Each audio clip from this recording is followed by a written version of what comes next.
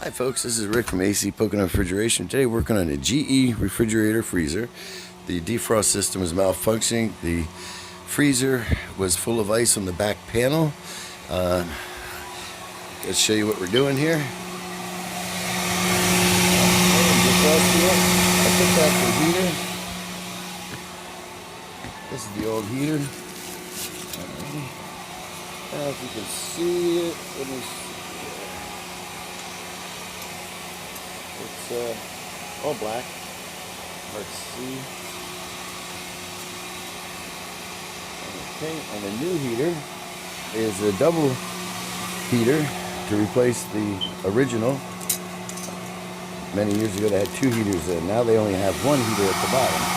Used to be a heater in the center here, right here, and they're taking it out and they stress this heater so it becomes black like that instead of clear.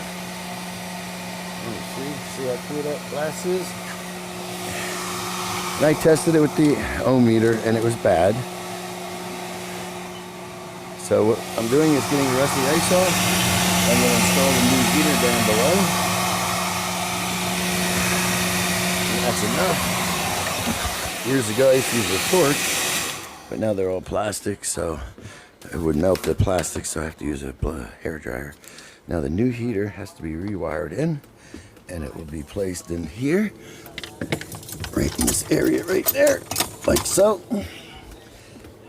Down below.